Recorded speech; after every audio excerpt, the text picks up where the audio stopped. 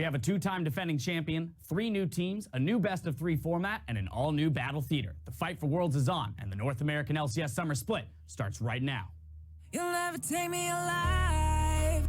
So our first game of the split is versus TSM, and I think we're all pretty excited to prove ourselves yet again. And they're gonna walk to their second consecutive North American LCS Championship. I'ma keep on fighting till the day I die.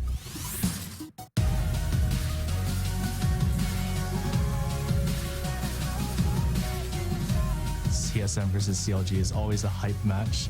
I'm still pretty salty that we lost in the finals by one game, like by one team fight actually. He's trying to reset. Going in for the reset. Stick save. They can go ahead. And watching these two titans play against each other is always a treat. They want nothing more than to start the season by beating us. I kind of just want to crush them too and get on with it. You'll never take me alive.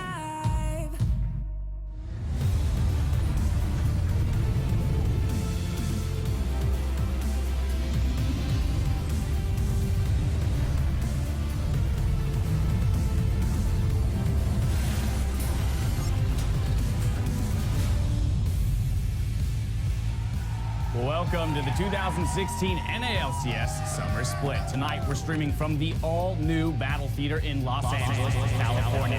Now, as we sing around the studio here, we're going to get a look at some of the fans making waves, and of course, Pastry Time and Kobe, they're getting ready to give us the cast on the day. Pastry Time making his debut back on stage.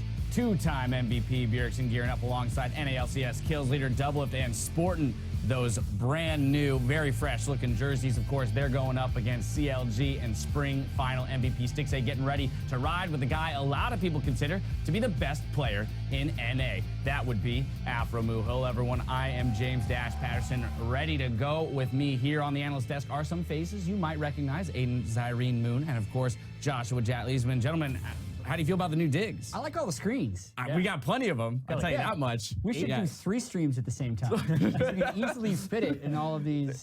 Jat's ambitious, very ambitious. I'm gonna need more monitors at my desk if that's what's gonna happen. Just work in here. Right. No. Let's get through day one, ladies and gentlemen. All right. Well, this season we're bringing you more games than ever before, as all NALCS contests will now be a best of 3 formats. Gentlemen, how do we expect this to kind of change the landscape of the North American LCS? Well, let's just talk about best of 1s. They're incredibly volatile, so moving to the best of 3s, it gives us a much better understanding of where these teams actually stand and who's in contention for that number 1 spot. Previously, teams only played 18 games. Now they're playing anywhere from 36 to 54 games each. It's a much larger sample size, and is going to test teams' flexibility with their players as well as their coaching staff, and I'm really excited about it. Yeah, and I'm looking forward to how this affects our perception of teams. Like a team that is Immortals that was 17-1 in the regular season and then crashed out in the playoffs. You're like, they were never tested in a best-of series. They never had to adapt. But theoretically, in a longer season like this with more games, same actual calendar dates, but more games, maybe they're going to be a more complete team, and maybe every team's going to be more complete or fall apart faster during the regular season. Right? Who knows? More chances to fall apart. Well, anyway, that's the format. Now let's deal with the teams, starting with our 2-time defending champions, CounterLogic Gaming, who are looking to become the first North American team to three-peat as LCS champions. Yeah, they're coming off of MSI finals, and they shocked the world and actually represented NA the way that a lot of fans were saying, you need to take this region seriously. They earned the respect of a lot of Korean teams. They earned the respect of the Chinese teams as well, and a lot of people were hailing them, saying, these guys are really good. Watch out for that bottom lane. Yeah. Now expectations are really high for CLG for the first time in years. Exactly, and I want to see how they respond to these expectations, because last split they kept talking about how they were fueled by people doubting them and how they always just wanted to get people to believe in them. But everyone believes in them now. So what are you going to do? Like, yeah, we're good. Let's just continue being good, guys. It's a little bit different mentally, and they're going to have to make that switch and continue to perform at the highest level. Exactly. Fans of CLG right now are like, yeah, but hold on, because they kind of fuel themselves off of being doubted. Yeah, they're the underdogs. Right? But when they come in as the favorites, how do you approach that? And of course, challenging CLG for that crown are several very strong contenders that the champs can't overlook. And I want to start with Immortals, who dominated the regular split last split. Yeah, and I'm not going to say Immortals Immortals are underdogs coming into the split. I actually still think they're the best team in the LCS. So sorry, CLG, you're the champions, but I think Immortals had a better regular season, and I put them a little bit above CLG right now because, let's be honest, they had the best regular season in the history of the LCS. I think they slipped up. I don't think they didn't make any roster changes because they didn't have to, and I think every single one of these players on this team can still perform at an extremely high level, and I can't wait to see how Immortals adapts to best of threes. Yeah, exactly. It was just a bad day for them, and we need to see more because they bounced back immediately. Huni started playing tanks, exactly. But I also want to talk about another team here because it's a team that actually 3-0'd Immortals and then went on to take CLG, who went to the finals of MSI, to 5 games. And TSM, right? TSM, they are very hungry right now because, like Doublelift said, one team fight cost them going to MSI. So they made a change in the bottom lane. Biofrost is now in, new rookie. They're going to try to grow him. And they also brought Weldon on, which was a huge investment by the coaching staff to bring this guy on. Yeah, and I think a lot of times it's easy to forget how close the playoffs were in North America. Like, everyone was really close, and we'll see if CLG leaped ahead of the NALCS in the time between MSI, or if they're still on the same level as all those other teams in North America. Speaking of closeness with CLG in the playoffs, Liquid, another one of the teams that took CLG to 5 games in that playoff run. However, Jat, coming into this summer split, they've made some roster changes that are shocking. Yeah, pretty shocking news 2 weeks ago when Dardoch was suspended, so it's not like a full-blown roster change. Right. But coming into the season, they're going to be running Moon in the jungle. And when you consider the work that Dardoch did statistically early game for Team Liquid, being one of the best early game junglers, compare that to Moon when he was on Energy, who was one of the worst. That's going to be a really difficult transition for Team Liquid to make right off the bat, and the higher expectations are significantly dampened for TL, and I think they're going to have a bit of trouble coming out of the gate. Yeah, and I do actually want to clarify here because he's suspended by Team Liquid. He's not suspended by a league ruling at all. It was their decision to do this, and a lot of people are going, well, they might be shooting themselves in the foot right now at the start of the season, getting off to a bad start because Moon, like you said, complete opposite. And we can only, speculate so much, but the fact that they did the internal suspension, you wonder if there are other problems with that team that they have to deal with as well. Now, lastly, I want to talk about one more team in Cloud9 approaching this split with a 10-man roster. Woo, 10 guys. 10-man roster for Team Liquid. They eventually took the players that they really wanted on that squad and made a 5-man roster. Right. But Cloud9 have so much talent on this 10-man roster. I'm expecting them to actually swap a lot of people back and forth. Bunny Fufu is slated to start for them, I believe. And also, this is huge because when they took High out of the roster before, everybody's like, bring High back. Is he going to stay out this time? Like, what is actually going to happen? I think Cloud9 has a really big challenge ahead of them trying to find synergy in a team that was normally just led by one guy. Now they're going to try and mix all these other players in. It's going to be tough. A lot of questions to be answered there. We'll see if their coach, Reaper, can lead them through the summer split. Now, joining those big names are 3 new teams looking to make their mark on the league. And with that, they are bringing some experienced LCS talent along for the ride, as well as some newcomers. So let's run through those teams real quick. The big one for me is Apex, who's also sporting a 10-man roster that's, once again, chock full of talent, right? They have people like Diamond Prox on their bench, Shifter, and so they also have a coach as former All-Star St. Vicious, and as well as Special, who was on #1 team, Keen, who had a #1 place for a good while during a regular season, and there's so many people on this team. Yeah, Apollo, Shifter. Exactly. I expect there to be some growing pains for them, figuring out what works, what doesn't work. Yeah, and then there's the other 2 new teams that are still going to be hard to track really at the start of the season, and I expect these teams aren't on their final rosters. I hate to say that to the teams that are like, oh yeah, I'm on the team now, it's the final roster. But with the way these teams were put together, it seems like a bit of a mismatch of a lot of just random players that were near the bottom of the LCS. So I want to see how these teams develop. If the synergy clicks right away, that's great. But these teams are all going to be trying to fight for that security in the LCS more than anything at first off, and that requires a lot of roster changes. Yeah, for clarity, Phoenix won. The names that you're going to remember are Pyrian, Mash, Gate.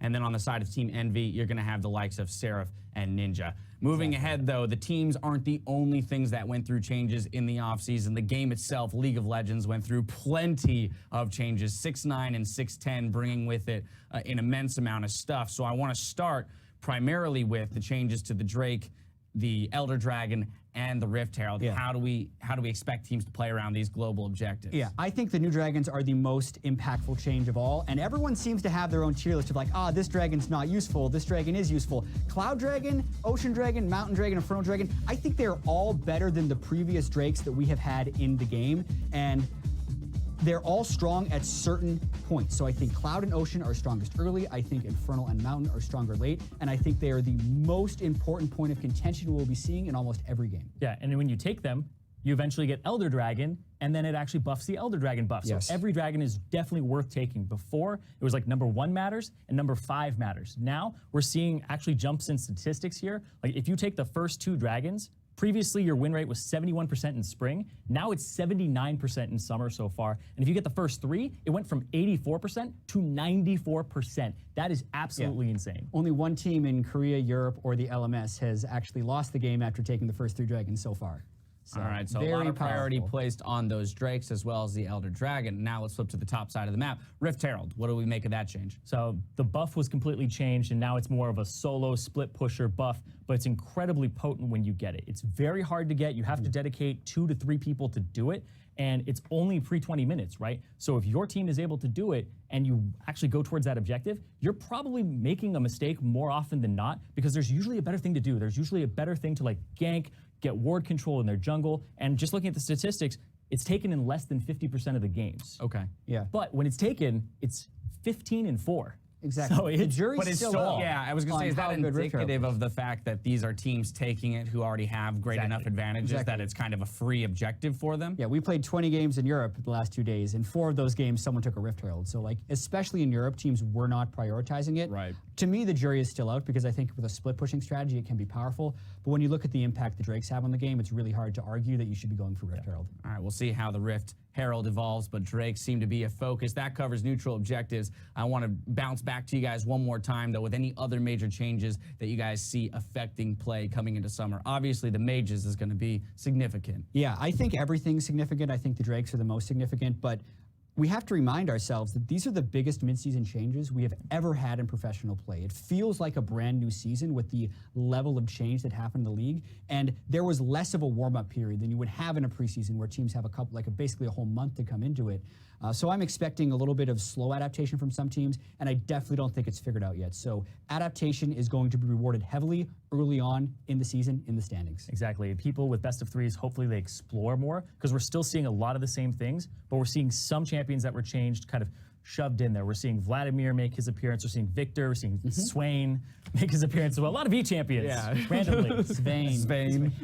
You know, anyway, with all of this in mind, then let's go ahead and take a look at the new stream schedule that's going to be hitting you guys this summer. Starting off on Fridays, we'll kick things off with 4 teams. Today, you'll see CLG taking on TSM in a rematch of our spring championship in our match of the week, followed by a contest between newcomers Team Envy and Energy. On Saturdays, we open up into our new 2-stream format. Tomorrow, click over to NALCS 1 for all the Battle Arena action, with Cloud9's new lineup going up against Last Blitz Powerhouse Immortals, followed by Team Envy versus Liquid. You can also choose to check out the matches taking place in the Battle Feeder on NALCS 2, where Echo Fox will take on Phoenix 1, with Apex and Energy competing in the second series. Now, we'll be keeping you updated on games from both streams as they happen here on the Analyst Desk, which means this is now a spoiler zone. So as a viewer, you have the control to see the matches that matter the most to you. If you want to watch every game unspoiled, save the Analyst Desk segment of your VODs until after you've seen every matchup. Again, final warning, when you see this face right here, there will be spoilers. Spoilers such as Snape kills Dumbledore, Darth Vader is Luke's father, and the Red Wedding gets a little bloody. There you have it. Now, new to this split are changes to MVP honors. And here at the NALCS, gone is the OP5. And in its place, we'll now recognize a player of the game. So, Jack, could you give me a quick rundown on how that's going to work? Yeah, absolutely. Hold the door. OP5 is gone. From here, we have player of the game after every single game. That's decided by the casters as well as certain members of the broadcast team. As far as regular season MVP, those player of the games will tally and factor in slightly to the end of season regular season MVP award, which will still be a combination of ballots from the broadcast team, which includes the casters, media, and the teams themselves. So that's just a slight change to the overall MVP formula, but mainly watch out for those player of the games, which we'll be giving after every game and tallying at the end of the week. A lot more factors going into the MVP, but a little bit more clarity on how that's going to work out for us. Now, as we saw up behind us, though, we already saw 6 of our MVPs. I know, Zyrene, you made the note earlier today that we've only ever had junglers and mid laners. What's that about? I mean, mid laners make a lot of great plays, and junglers, I don't know how many we have on the broadcast team. But Also, they're really great. 2 Bjergsons, right? Two Bjergsons. Two Bjergsons. Yeah, so we'll see if maybe an ADC can, or I would love to see a support swing through and grab MVP for the entire split. Anything can happen, right? Like, it depends how the game changes as well. Whichever role can have the highest impact on the game, or just like what types of teams play. Like, Huni could be close. Depends what kind of split he has. There's a lot of different people that can be MVP candidates, and it'll be cool to track at least a very small part of that as Player of the Game awards get handed out throughout the season. 9 weeks to go till we get there. Right now, it's week 1. It's time for game 1. We're almost ready to get into that game, so let's hand it off to our casters. Thanks, Dash. I'm the man from Down Under, Julian Parachute-Time Guy, here with Sam Kirby Hensler to bring you guys the first game from the all-new Battle Theater. We're starting the summer split off with a bang as two-time defending champions Counterlogic Gaming take on rival TSM in a rematch of the white-knuckled Spring Split Championship Final that won a full 5 games. Yeah, it is kind of easy for people to forget how close those finals were. You know, TSM and Double Lift talked about it, it's especially one team fight away from being able to go to MSI. But as we know, CLG were the ones to take that victory, and they could be the first North American LCS team to three-peat if they become the Summer Split champions here. And CLG, there's obviously a lot of hype around them coming into this match because they got to go to MSI and they performed so well at MSI, surprising everyone, getting second place, and also surprising people by team fighting extremely well, which is something that's really changed in this CLG TSM dynamic here. Yeah, and on the other side of the matchup, TSM have had a lot to think about while CLG were off competing in Shanghai. TSM have been boot camping in Korea over the break and have tried out some new options at support to replace Yellowstar, who returned to Europe and his former home Fnatic. That's light. There were a lot of rumors circling around TSM during the mid-season break, and ultimately it was Biofrost who emerged as Yellowstar's replacement. Now this guy, everybody's confident in his mechanical skill, his skill to play the individual champion and the support role. The thing that comes into consideration here is they had a lot of problems with shot calling last year. Maybe sometimes removing one voice from the communication can actually clean it up. With Bjergsen and Double Lift both talking a lot, maybe Biofrost will be able to follow along and it will clean up the execution there from TSM. But I have to say, for TSM fans, a lot of people are really writing them off in this matchup just because CLG are coming from MSI with so much success. But I think that's a mistake because TSM, as we said, they were so close to getting it themselves, and they feel like they've made an upgrade in their roster switch. Well, we'll have to see because it is always a challenge to nail the team dynamic after a roster shakeup. But here's all-star TSM mid laner Bjergsen's thoughts on playing with their rookie support. Playing with Biofrost is definitely different than playing with Bora or Yellowstar. Yellowstar came in with a lot of experience and a lot of knowledge, whereas with Biofrost, we kind of have to feed him that knowledge. He has a really strong base in terms of mechanics and just kind of basic game understanding, but we have to teach him the game at a deeper level. But the thing about Biofrost is just he learns so quickly and he picks up on things really fast. We can give him a new responsibility, and in the next game, I can already tell he communicates differently. He's picking up on things really quickly, and it's really motivating and nice to play with such a fresh talent that's able to pick up on things really fast. So I think he's just a player with a really solid base, and I think it's really going to come down to TSM as an org and our team to train him and make him the best player in NA or the best support.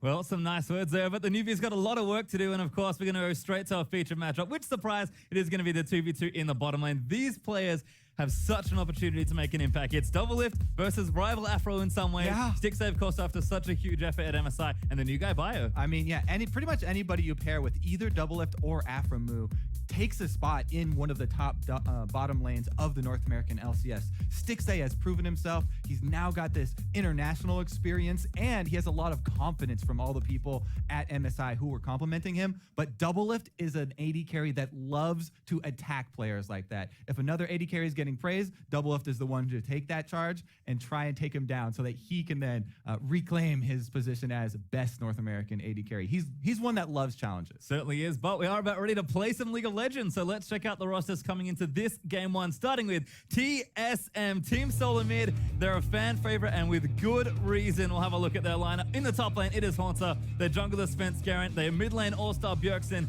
Very big AD carry with a big mouth and Double Lift. Support Biofrost, the new guy, and of course, Coach Path behind them. Yep, and coming out of the red corner, it's going to be Counterlogic Gaming. Up top is Darshan. In the jungle, Xmithy. Mid Huhi, AD carry Stixxay, support Afromu, and Coach Zix on stage with them. And of course, it's not just the teams that have sort of changed things around. CLG unchanged, TSM a slight change there in the bottom lane, but we heard it from the desk, Kobe. Lots of changes in this particular patch as well. Yeah. We're about to get in a champ slate relatively soon. Wonder what we'll see from these two in their first game of the best of I'm three. always so excited to see Bjergsen play, just because as an individual player, Bjergsen is one of the most spectacular that we have here in North America.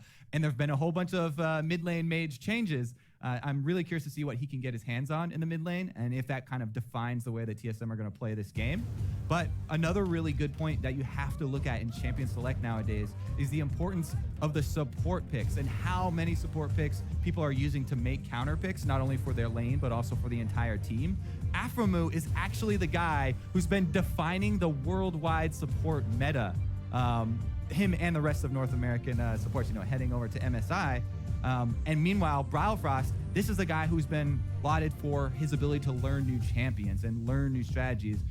All of the guys on TSM very happy to compliment this guy in that aspect. So very curious to see how those two are going to match up and if CLG save their last pick for the actual counter pick on support. Well, we'll have to find out because we are into champ slate now. We'll see what these two teams have for game one. Do not forget, not only is it a great rivalry we get to look at, but we get at least 2 games between these two teams. It is absolutely awesome. Kindred Echo, though, banned away from TSM, and CLG take the other strong jungler out of the pool. It is Nidalee that will be that ban, and Riot actually soon to follow. So pretty standard stuff so far. Yeah, usually when we see one of these two junglers banned, the other one is quick to follow because you don't want to give that one away as a first pick unless you're getting something extremely strong on the backswing. The other thing that has not come up yet is Vladimir.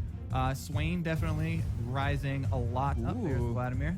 And in the win rate, actually might be the single biggest change in win rate over one patch I've ever seen. More than 10%. Wow. On average. But let's see here. CLG, what will the last one be? They could try and target Bjergsen.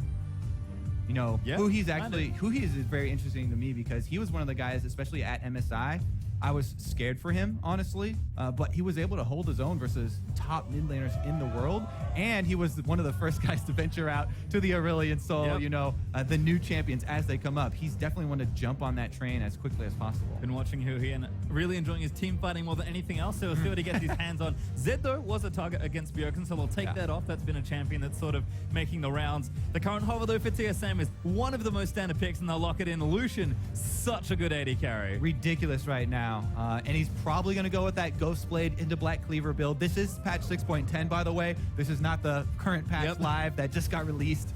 But yeah, Lucian, a powerhouse. That is definitely a strong champion that TSM can try and get double lift ahead early. And if you go that build, the Black Cleaver plus the Ghost Blade, it's such a early power spike that TSM can actually push the tempo of the game. I don't think I've seen an AD carry get so frequently banned than I have in the last few matches. But Smith is actually going to lock in Rexa, yeah. The Riven too? Not quite sure if they're still blinking. No. They're probably going to switch those around. But I'm getting excited because the Black Cleaver, we touched on it with the Lucian, but it actually got a huge buff. And it was originally aimed at the top lane bruisers and tanks that kind of, or not tanks, the fighters. Damage dealing, exactly. The fighters.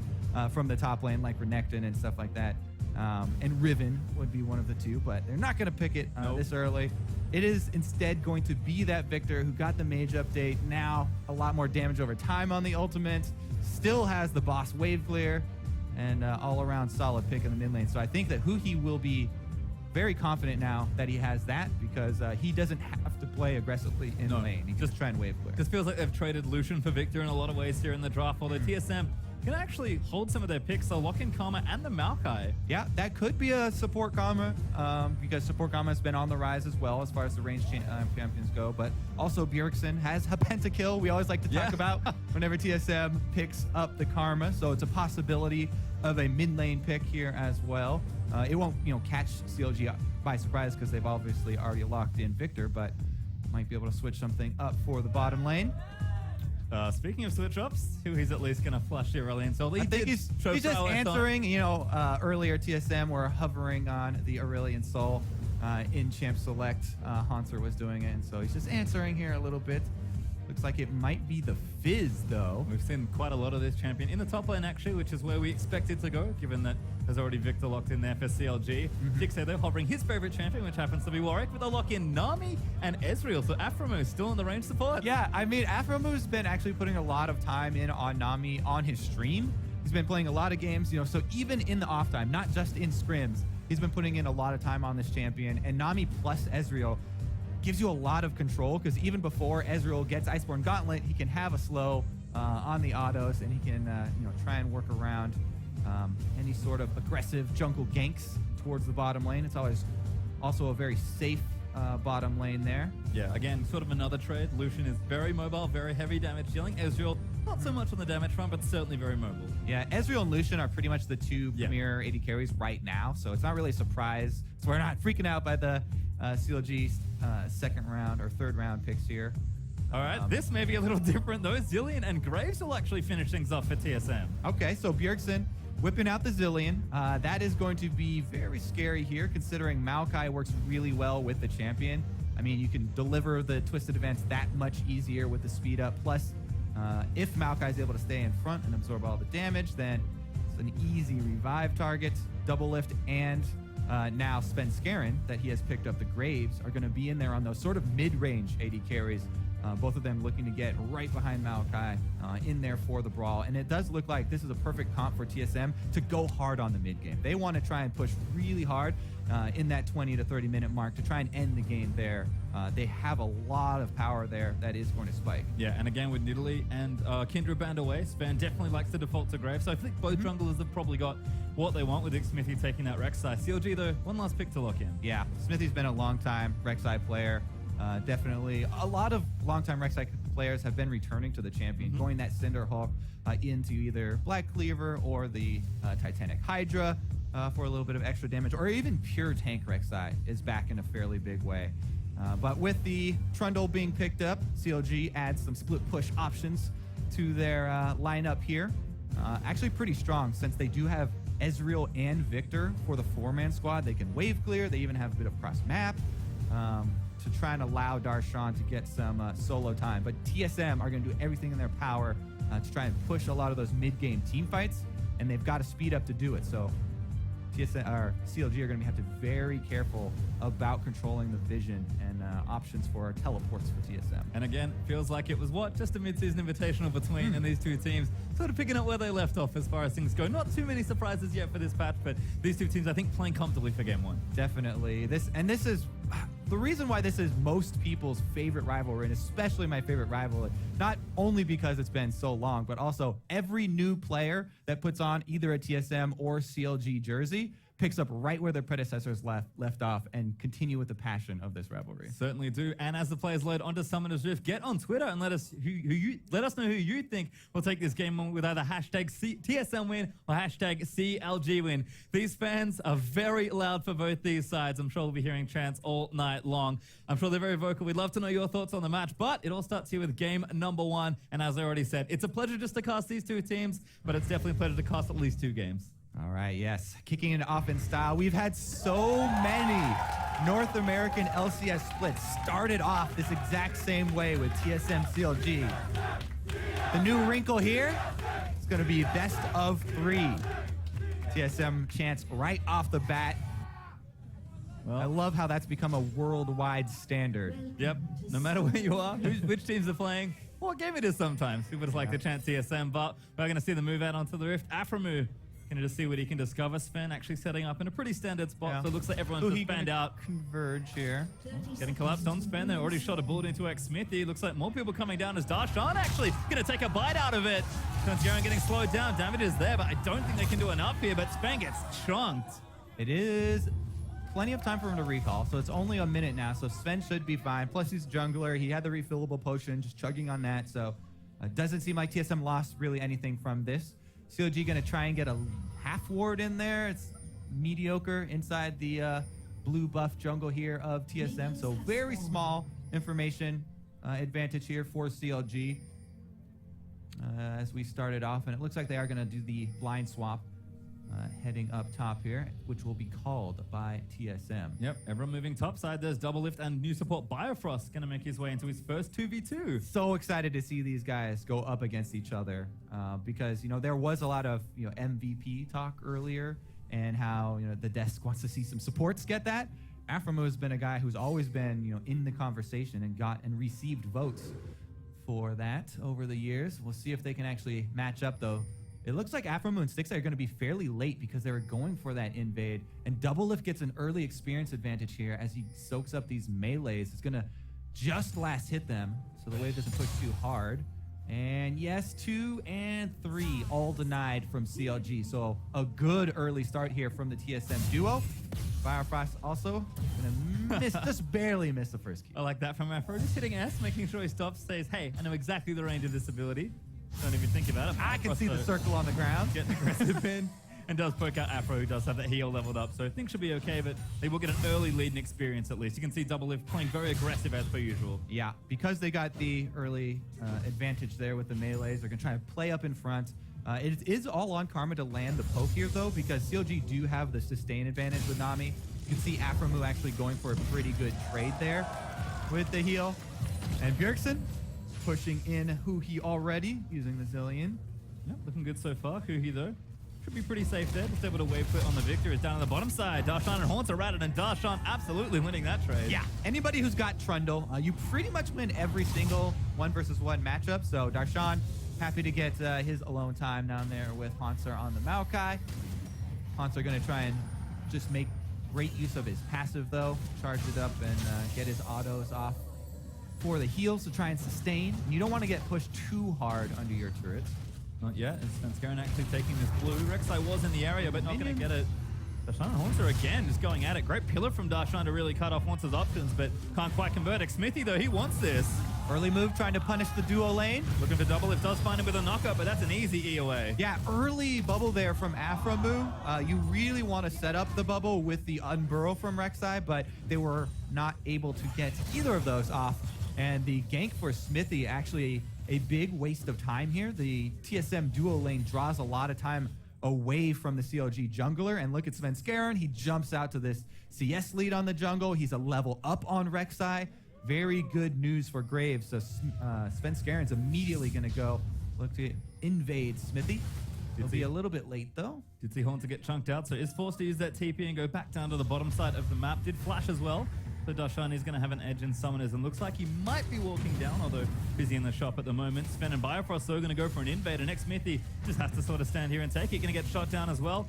Shield on. Neither jungler has smite, so they're not really willing to commit to that. Huhi barely misses that stun on the gravity field, and nice reaction there from CLG. And it actually costs Huhi a decent amount of mana. I mean, you have to talk about the mana resource management as far as the mid lane matchup goes, and Victor using that combo might mean that he has to go for an earlier back than expected. Right now, it's just Bjergsen and Huhi back in that mid lane, last hitting away.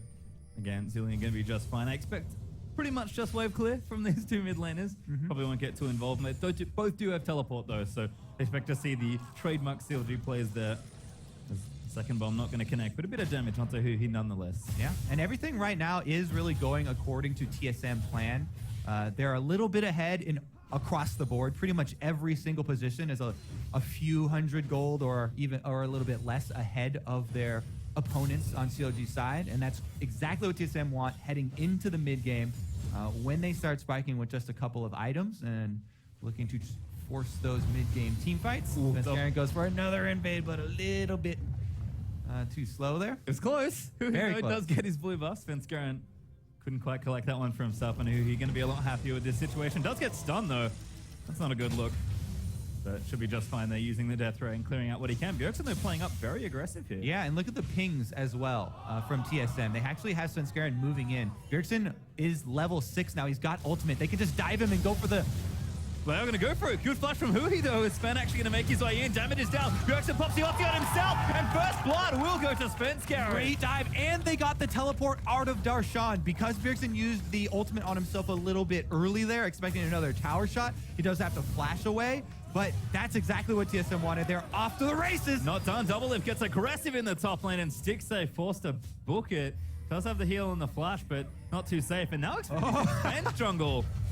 Gets Right out. around the Rosie, Rek'Sai has an unfair advantage in that the Tremor Sense going to allow him to escape with his life very easily. But TSM, very happy to cash in on that first blood, and it is going to be extra damage for them, as it was Svenskeren grabbing that. Going to try and get off to a early Warriors with the Graves. Well, Afro actually able to keep Stixay up very healthy with the heal, so it looks like everything's okay for now, but you can just see again, TSM able to play aggressive in pretty much every single lane. Jackson did have to flash in mid lane, but that's not too much skin off his nose. Looks like he has gone back already. He does have a catalyst, so more changes to talk about. Rod of Aid has been an awfully popular mid lane item. Yep, he's going to build up.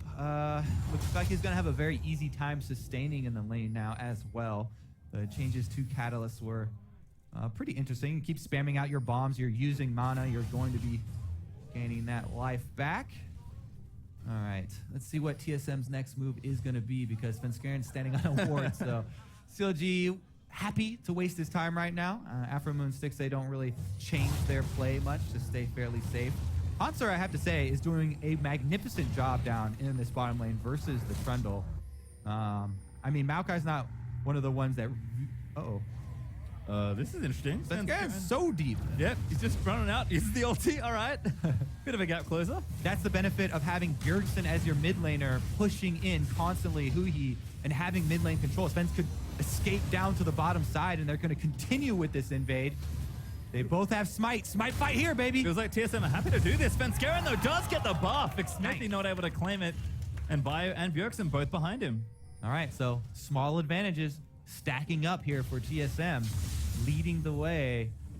See if they pull the trigger. The only thing that's sad for TSM, actually, as far as this opening goes, is that the Wind Drake for the Dragon is a little bit less snowbally than the other ones. It still is quite useful, but it's definitely not going to give you that same snowball power. So that's why, even though TSM have this early bit of control, they're looking to exert that control in other player areas on the map right now. If that was an Infernal Drake, obviously, they'd have a little bit different of a game plan. But up top, Doublelift's got a small CS lead for himself. Jungle still holding strong, and Hanser is actually destroying Darshan now with this Maokai matchup. That early TP seemed to really cost him. You can have it look. He's almost 20 CS ahead. So everyone else is doing nicely there. And TSM are actually up more than 1,000 gold. Yeah. Just pretty much from that first spot and some very strong natural landing. Darshan and Haunter at it again, but Darshan is not winning this time. Yeah, that's why we mentioned, during the gank in mid lane, it's such a big deal, not only to have the successful kill, but that teleport, not only is it the teleport cooldown, but it's what he loses in lane. Again, they're focusing Huhi. Yeah, Huhi gonna get chunked down, and Biofrost gets his first kill. Problem still there for Haunter. Darshan gonna chase him down. Flash is used. Darshan burns the ulti, but cannot connect for a kill. Looks like they're coming in to try and gain something for themselves. Flash shielding smite, not enough. Might be there as they are going to try and get some health back. TP down there as Svenskeren's also found his way in. Bjergsen is down in the lane and he's going to take out Xmithie. Bombs it off and he gets the kill. Walk away explosion there from Bjergsen. Teleports down to clean that one up, and his wave was shoved already, so TSM don't lose out on any minions from the mid lane. Pretty good all around for TSM.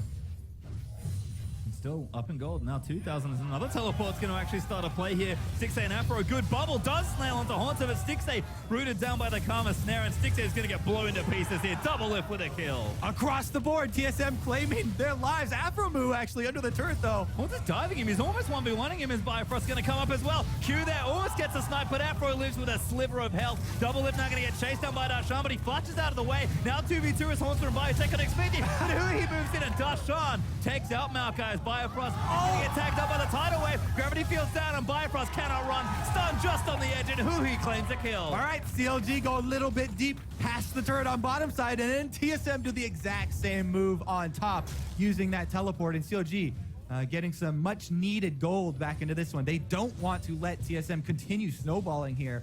The Trundle pick getting right back in it as well. Since Hanser was this time the one to use the teleport early, Darshan's caught right back up on that Trundle. He's got his Tiamat completed, and he's right back on track. See how it started out, though. What a bubble there from Afromoo. Biofrost with a very nice tether on that Karma, by the way, to pick up the Stixay kill. And then this one is just where it went a little bit too long. Hanser Maybe it was him making the call, maybe it was a team call, but a little bit too long. Aphromoo barely doesn't go down because he's been chugging potions the whole time, but Smithy does a good job getting there on the Rex side. He used the ultimate, by the way, to collapse, and then Huhi also roaming up pretty big for themselves. Aphromoo, nice ultimate on the Navi to ensure that one.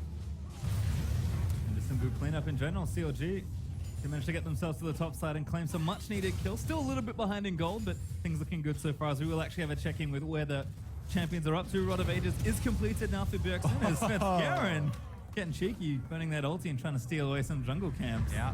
Plus, you know, Smithy's gone for that sight stone, so he has very low combat effectiveness as far as where he's even spending the gold that he does had. On top of that, Svenskaren's 20 CS up on him. So he's definitely not going to be able to take that fight. And Svenskaren doing a good job. He continues to sit in the CLG jungle. He's taking away a couple camps here. TSM continue to press up. And again, looking aggressive under the turret. Double Lift with Bifrost did manage to take out the top lane turret. So first structure will go to TSM here as well. So it's just going to be a trade as Stix able to take out the bottom side. Not done in the top lane though. So Sean going to try and answer this as best he can. Does have Rek'Sai in the back pocket, but again, TSM is continuing to play forward in every single lane. Yeah, and Doublelift's about to complete his Ghost Blade as well on the Lucian, giving him that flat armor penetration. Before anybody on CLG really building armor, Smithy the only one with an Infatabi boot. So, Sean actually getting 1v2. Dub pop the ulti, but Doublelift's just going to shut him down. He's going to get the kill there. We didn't get to see it, but a big play there from the TSM duo lane, and Biofrost is having a very good inaugural LCS game. Well, looking good so far. Has one kill under his belt. We'll see if he can get any more, as we're going to see how this one all starts. He's baiting here. Classic. Genius Biofrost. What a player. But it actually worked out. Oh, stuns everywhere as Bjergsen actually been ulted up by Victor. Quick cut back, and Bjergsen still with the ultimate is actually going to be okay. All right, so a little bit of excitement there. But yeah, Biofrost on the top side actually did bait in Darshan. And then we saw at the very tail end of that replay, Doublelift was just waiting in the tri-bush. So they were able to draw Darshan over to the scary dark brush and then take him out. So another kill for the AD carry here, and that's 2 for Doublelift. It's been a good start to the lane so far. Stix is actually keeping up in CS now. Svenskaren able to donate yet another blue, I have to think. Bjergsen is going to rotate over and take it. Fen will just make sure he doesn't get the vest. Yeah. Gotta be careful there. The shotgun, the wide spray, and he does have red buff as well. That could tick, but Bjergsen's able to get that one. And this is what we're talking about. The mid game, TSM already had the big lead. This is exactly what they want to do, is try and take out the rest of the outer line of turrets so they can start moving up that ward line. They should actually consider taking the Windrake a little bit earlier than you would think, so that they can actually just get the next dragon to spawn and start stacking them up, because they should have a lot of neutral objective control in this game with the lead that they have. And the final dragon, if it does end up going late game, if CLG aren't hold. Stake from Afro, but does heal it off. Got snared under the turret in a 2v1. Haunter able to hold his ground there so far. Mid turret, of course, does go down, so TSM's lead jumps out to 4,000 gold now. And almost 15 minutes into this one, looks like we might be moving down towards the bottom side, but CLG really looking for more outers. Gonna try and bully Haunter off this lane and try and take another turret. We'll see if TSM look to make a trade. Trading here for CLG is actually pretty good, since they are behind. They don't want to go for the fights at this stage in the game. Just try and trade some money here. Outer turrets will be traded. It looks like the jungles as well. Svenskaren moving in to get some counter jungling in and extend his little lead over Smithy. Right now, it is just going to be a trade. Doublelift able to take out this tower with the help of Bifrost. CLG commit quite a few people in the top lane to take it out. But looks like, again, we'll just have quite a number of towers going down. In fact, CLG not done. Haunter might need a bit more help now. Good borrow there from Xmith. He gets him out from under the turret. But CLG not done just yet. Yeah, Haunter is going to be able to hold here. Bjergsen joining him now, and Svenskaren even, so some damage is going to be committed to this CLG push as they exit here. Now they actually have to worry about this counter push, and Doublelift and Biofrost move away very quickly with that Karma speed up. So good coordination here, and it does look like TSM's communication pretty clean this game. They've Smithy actually going to get jumped on. Tries to smite and run away. Does borrow to safety, but this blue buff probably belongs to TSM now. Don't think Bjergsen's in the area to collect it, but Spen's just going to move over. No smite, but not needed. Yeah, does get a Lucian. Yep, want to top off his cooldown reduction. Doublelift is definitely being set up to succeed here in the mid-game team fights, and there does go the Windrake. Might as well take it in the correct area of the map, so Again, once a couple of towers fade, there we are. So, I mean, yeah, a lot of people have been hating on the Wind Drake and the Ocean Drake, but this is actually going to add some map control here for TSM because they've just opened up the map. You know, all the outer turrets are down, and this is the stage where they're going to try and force things.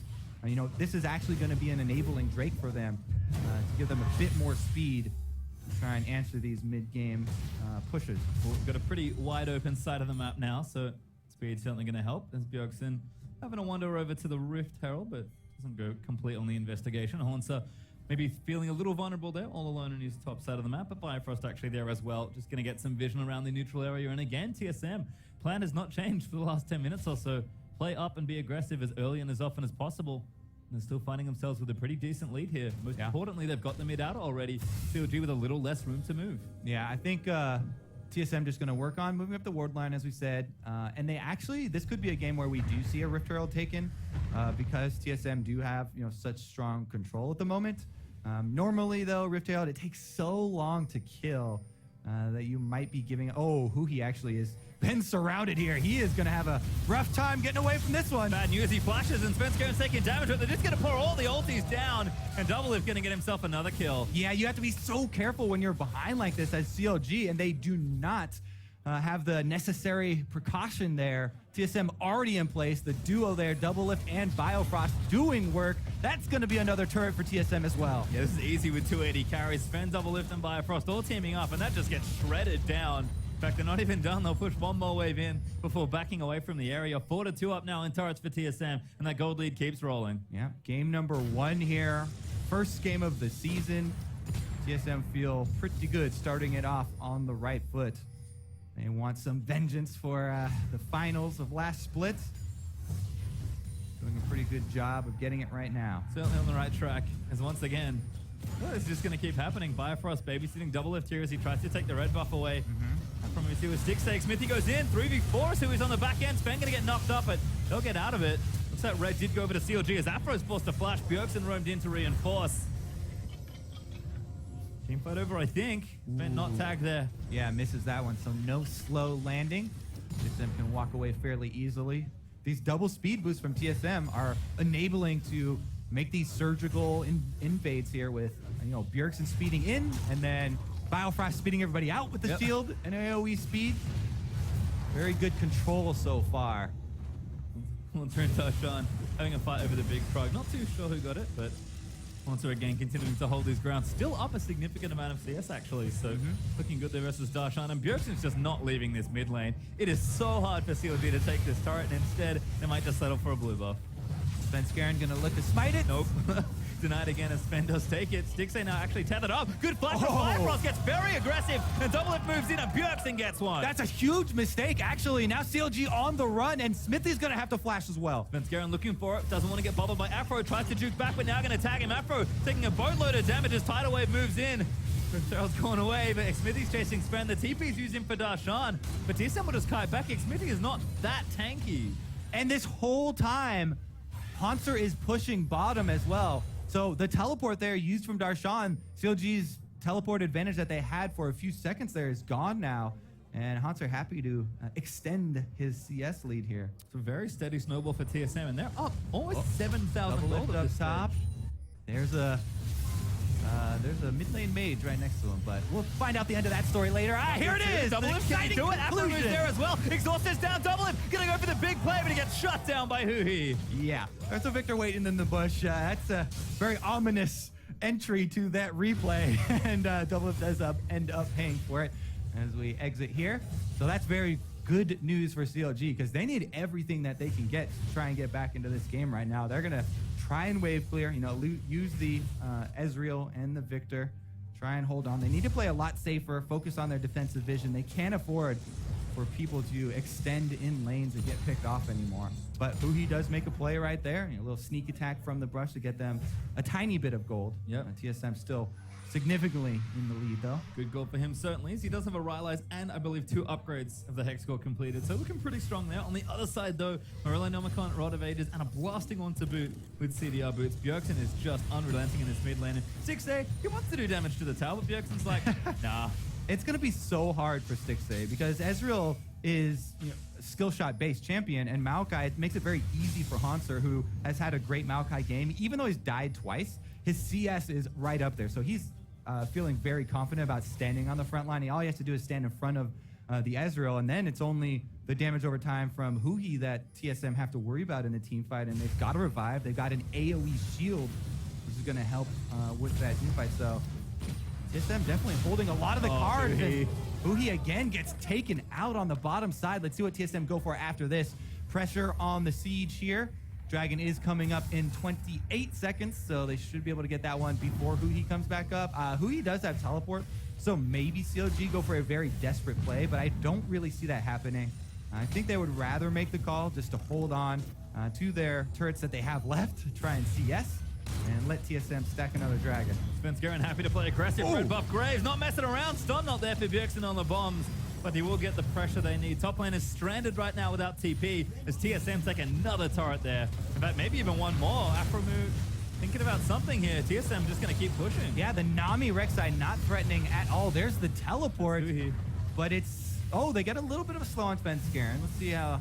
Nope, Karma speed up. Pretty good. And CLG going to try and counter push here, but Haunts has already made his way to mid lane. Bjergsen looking for a stun, but doesn't land it. Poke onto Haunts is looking good. Bjergsen actually maybe a little caught out of position. CLG trying to force something here. Ulti used by Victor, but it's not enough. Now Dashan's going to get locked up, and Double is just going to fire away into the front line. Torsa, Haunts are going to flash out to safety. Oh, Double Lift goes in for the kill, and they're on the chase. Does get it there onto Huhi, but Stixay now going to get chased down as well. And TSM said the one kill they need. Double Lift still wants more. So much speed. Ghostblood active into the Black Cleaver procs with the Zillion and the Karma speed ups. Double Lift is so incredibly quick. He can chase really well. And this is a very fortunate Dragon for TSM because it enables them to melt the Baron, plus the remaining turrets here. So best, end game Dragon, basically, the Earth Dragon, for ending that. Basically gives you a lot easier time taking out any of the objectives. Let's take another look at this team fight. Remember how far CLG are down in gold at this point. They try and fight it though. Double Lift shredding armor on the entire CLG squad and then goes right in there. Full health plus the double speed ups. And right now, CLG starting to think about the next game in the series, actually. Yeah, and that's a disgusting amount of Q damage from Lucian. Now is a Phantom Dancer completed. So 3 items done now for the Lucian. Mystic says struggling to put together that Blade of the Ruin King as his next item. Double Lift definitely enabled here in this particular game, and TSM not going anywhere anytime soon. 7,500 gold up already, and maybe looking to Baron next. Yeah, honestly, TSM haven't displayed really any weaknesses in this game. Double Lift and Biofrost seem like they're working really well together up in that top side. It's kind of nice, sometimes to be able to mold a new player who's just very willing to take any sort of advice that you have and have them play the way that you want to play. And that's kind of the route that TSM been taking with Biofrost. He went through very extensive tryouts with the team. He's been playing with the team for a really long time. If we consider substitute players for past substitutions for a lot of teams, sometimes we start and we're like, oh, there's going to be some time gelling. Maybe he'll fit in, maybe he won't. But Biofrost has been playing with the team for a very long time and traveling with the team, which also helps out just in the social aspect, right? Yeah, feels like Biofrost has been well integrated into the team so far, having a great first game here with Double Lift, who's once again back to his old self. Darshan, though, caught his Haunter, snares him up, and Double Lift just firing away. Darshan, you have no real armor. Double Lift, his 6th kill now of the game. All right. Oh, they've got True Side on the Baron as well. They've got an Earth Dragon. TSM feel pretty confident about heading up towards that side of the map. CLG also know this is coming, so Smithy sneaks in, takes out the pink ward, but that is going to be a very small victory for them. Ooh, not quite there. Blue buff is going to go down though. Sven's just going to walk it off, and Blue is going to go over to Bjergsen from that bomb. Certainly know that TSM with the Dragon down are looking to take that Baron away and try and close this game out. Could be an awfully quick one, honestly, as TSM have really snowballed up aggressively. And again, just look at the items. I mean, CLG do have some items here, but everyone on TSM is at least an item, if not more, ahead. Yeah. Keep in mind, one of the main reasons why people enjoy TSM CLG. Bjergsen going in with the double speed, and nothing will come of it. Bomb disappears in the ledge there. Stixay able to keep himself safe. Not going to eat any bombs, actually. Doing a nice job dodging them away. Kind of saw the issues before with the Maokai, though. Ezreal can get locked down quite easily. It's Sven Scarron face tanking Xmithy and friends for the rest of TSM there to reinforce.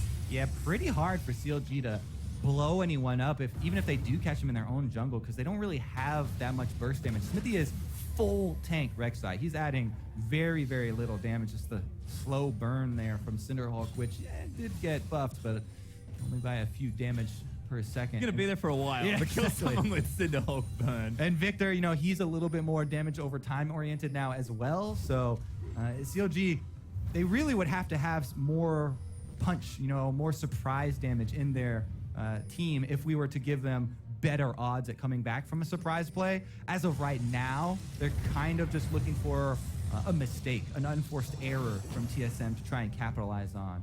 TSM usually a team that when they get ahead are quite good at closing out. In fact, they're continuing to hide in some brushes here. There's 3 members of TSM hanging out, hoping that Darshan takes the bait once again. That being said, this is one of the things that people are going to be looking at this new TSM squad very closely with, is the end game shot calling. How do they end out games? Because they've been able to earn this very significant early game lead, and they've got a lot to work with here.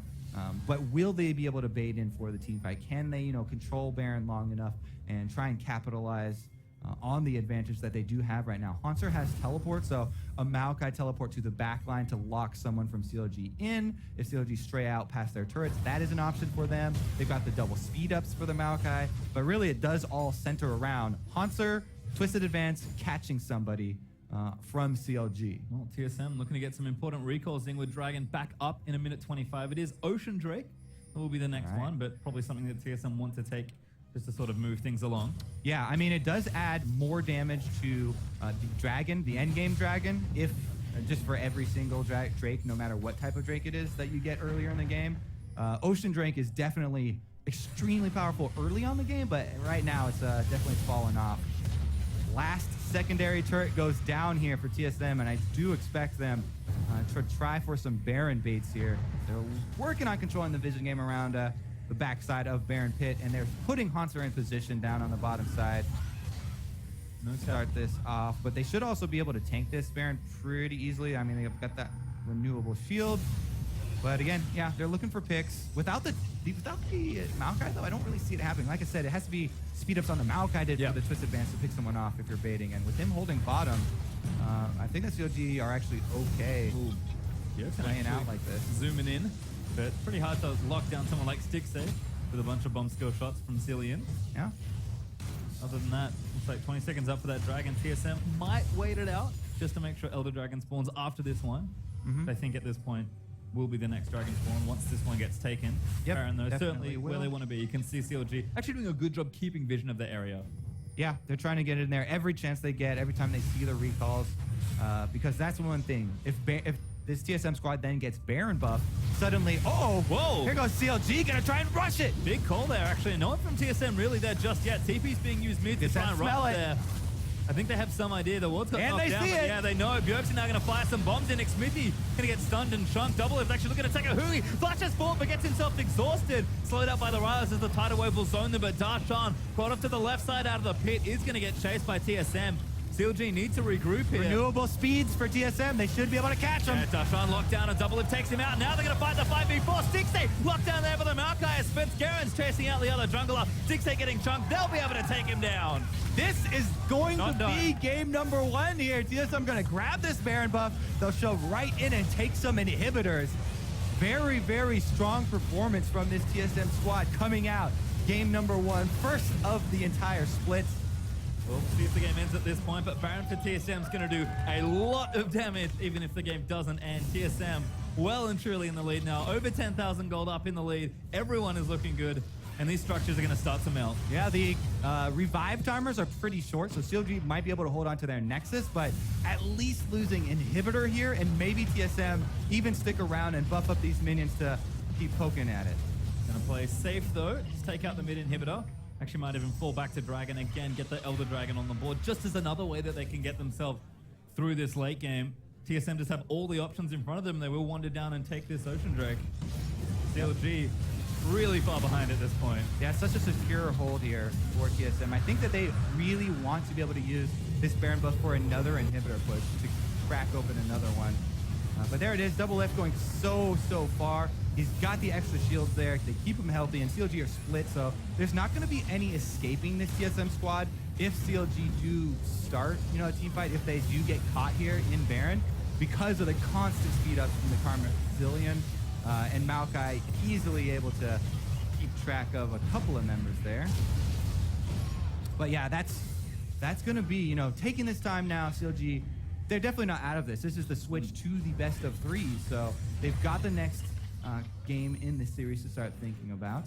They don't want to give all winning lanes over to TSM. And even Maokai lane, that's not actually a winning lane for them. CLG were actually kind of counting on Darshan earning an advantage there in that 1 versus 1. And we saw early he was able to. Definitely winning those early trades, but that TP maybe costing the lane a bit there. There's damage onto Xmithy. They're just going to go for this turret. Haunter is face tanking that laser, and now they'll jump in onto Xmithy. He's locked down. He's actually been chunked pretty hard, but Haunter just will not be moved from this front line. The everlasting tree there, Haunter, and they're going to use this minion wave actually, it's left up by the Baron. Take down these Nexus turrets. This could be the closer here. Nice bubble from Aframi, but very nice from Bjergsen locking a few down. Bjergsen actually does get one. As 6 they will fall. These turrets are going to mount, and TSM will claim the first game of this best of 3. Great start for them. You can hear the crowd. People always love chanting TSM. It's probably even sweeter when they win. That was a very convincing game number 1. Like you said, CLG will have an opportunity to bounce back here, but that looked very clean. Oh yes, it definitely did. Small advantages early for every person on TSM pretty much. And they were able to keep that up the entire game. Huhi actually from CLG is the one I'm going to be looking at because he got caught out a lot. You know, if we move past the early game problems of CLG, they did have, it looks like they were a little bit discombobulated there in the mid lane, not really able to play defensively and control their own vision. And you know, a few good team fights there for TSM, but it really just felt like for the most